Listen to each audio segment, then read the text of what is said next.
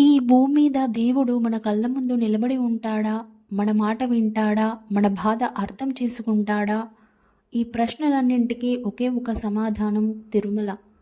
ఏ యుగంలోనైనా దేవతలు అరుదుగా దర్శనం ఇస్తారు. కానీ కలియుగంలో మనల్ని పిలిస్తే చాలు పరిగెత్తుకుంటూ వచ్చే దేవుడు శ్రీ వెంకటేశ్వర స్వామి. కానీ ఈ తిరుమల కొండల్లో మనకు కనిపించని అనేక అద్భుత రహస్యాలు దాగి ఉన్నాయి. ఈరోజు ఈ రహస్యాలన్నింటినీ ఒక భక్తి ప్రవాహంలా తెలుసుకుందాం. వైకుంఠంలో లక్ష్మీదేవి విష్ణుమూర్తి అన్యోన్యంగా నివసించేవారు. ఒకరోజు భృగు మహర్షి వైకుంఠానికి వస్తాడు. విష్ణుమూర్తి ఆయనను గౌరవించకపోవటంతో కోపంతో విష్ణుమూర్తిని తన్నుతాడు. ఆ ఘట్టంతో లక్ష్మీదేవికి అపార్థం కలుగుతుంది. నా భర్త నన్ను కాపాడలేదు అనే బాధతో లక్ష్మీదేవి వైకుంఠాన్ని విడిచిపెట్టి భూలోకానికి వస్తుంది. ఆమె పద్మావతీదేవిగా అవతరిస్తుంది. భార్య వియోగాన్ని తట్టుకోలేని విష్ణుమూర్తి శ్రీనివాసుడిగా తిరుమల కొండల్లో నివసిస్తాడు. అందుకే తిరుమల అనేది కేవలం ఆలయం కాదు, దైవిక వియోగానికి సాక్ష్యం. తిరుమల కొండలు ముందుగా ఎవరివో తెలుసా? అవి వరాహస్వామివి.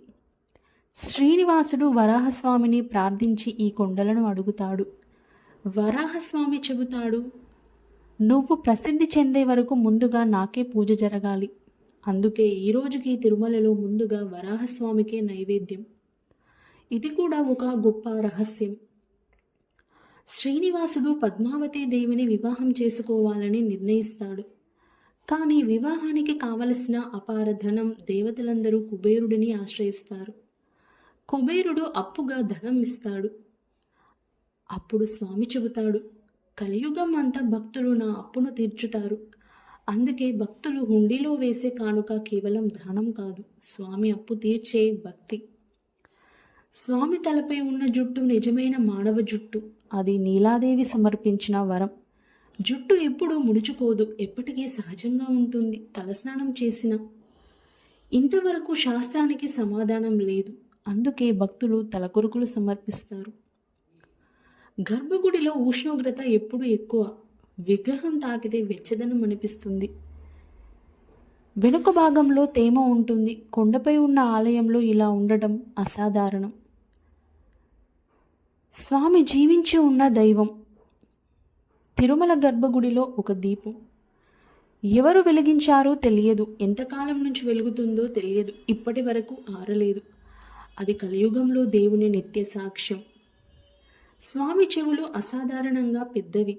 ఎందుకంటే కలియుగంలో భక్తుల బాధలు ఎక్కువ. ఒక్క మొర కూడా వినిపోకుండా పోకూడదనే ఆ దైవ సంకల్పం. శిలతో తయారైన స్వామిలో జీవ లక్షణాలు కనిపిస్తాయి. గోళ్ళు పెరుగుతాయి, చెమట పట్టినట్టు ఉంటుంది, నాడి స్పందన ఉన్నట్టు అనిపిస్తుంది. అందుకే అత్యంత జాగ్రత్తగా సేవలు. ప్రతిరోజు కోట్ల రూపాయల కానుకలు. ఎంత తీసినా ఎప్పటికీ తగ్గని సంపద. ఇచ్చినంత తిరిగిస్తాడు, నమ్మినంత నడిపిస్తాడు. రాముడు త్రేతాయుగం, కృష్ణుడు ద్వాపరయుగం. కానీ కలియుగంలో మన కోసం మనలాగే ఉండే దేవుడు శ్రీ వెంకటేశ్వరుడు. నన్ను చూడటానికి రా అని పిలిచే దేవుడు. తిరుమల రహస్యాలు మన బుద్ధికి కాదు, మన భక్తికి మాత్రమే అర్థమయ్యేవి. గోవిందా అని పిలిస్తే మన జీవితాన్ని ఆయనే నడిపిస్తాడు.